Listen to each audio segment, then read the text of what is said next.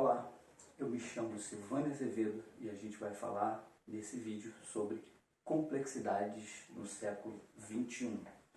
Por que muitos dos ensinamentos, muitos dos conhecimentos, muitas até das competências que a gente acha que sejam indispensáveis para o mundo não são mais suficientes para que a gente consiga lidar com os enfrentamentos que essa complexidade traz para a gente nesse mundo de hoje. Então, vamos lá. A primeira questão que eu quero trazer aqui é o seguinte: nós estamos numa era de mudanças ou na mudança de uma era?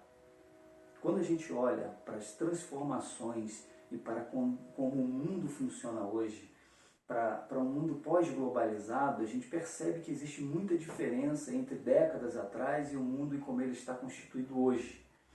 A gente atravessa a mudança de uma era.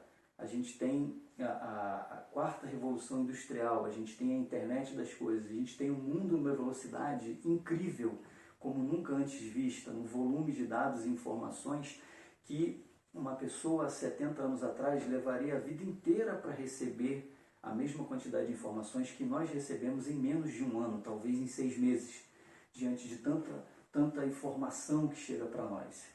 E aí, vamos falar sobre essas complexidades, pensando agora de uma outra maneira.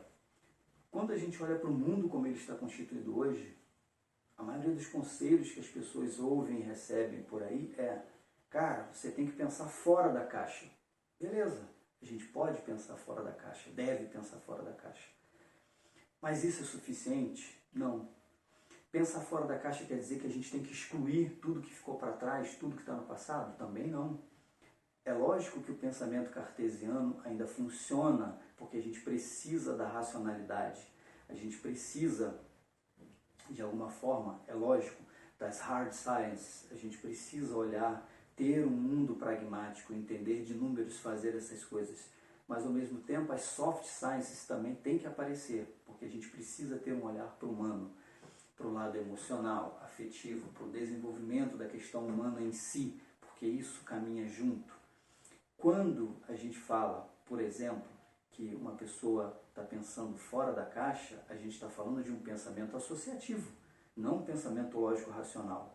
A questão hoje não é mais QI, para a gente conseguir lidar com esses enfrentamentos no mundo. A questão tem a ver também com QE e todos os outros vários Qs que já surgiram, e alguns muito bem fundamentados, inclusive, das inteligências que a gente precisa ter, muito além do simples QI, inteligência pura.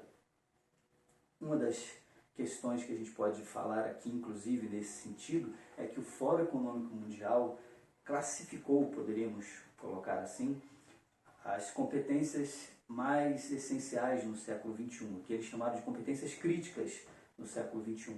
E a primeira dessas competências se chama resolução de problemas complexos.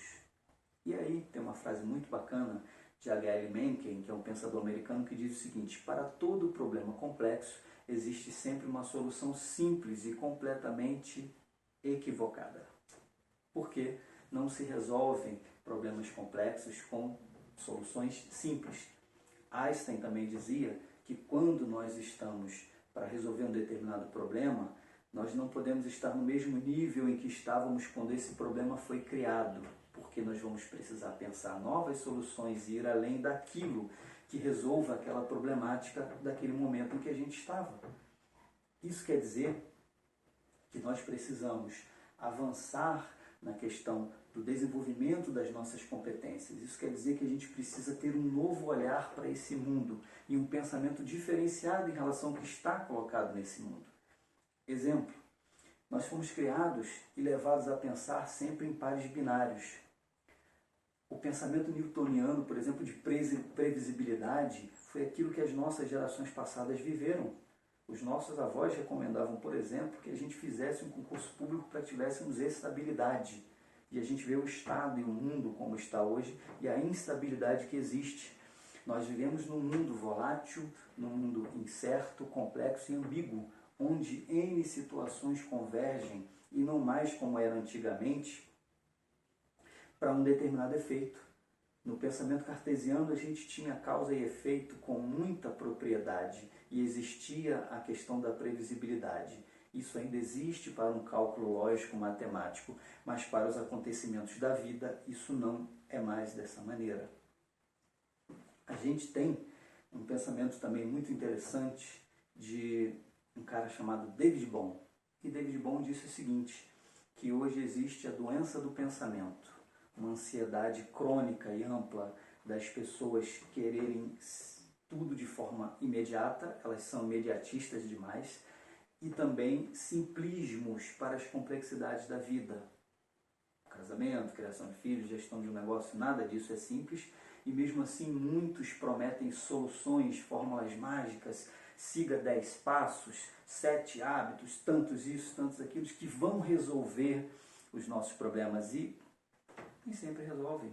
As intersubjetividades, as capacidades, cada indivíduo é constituído da sua forma em si e ele é único. Então esse pensamento em pares binários, esse pensamento que é segregador, que limita a nossa visão do mundo, também é algo que atrapalha quando a gente olha para essas complexidades no século XXI.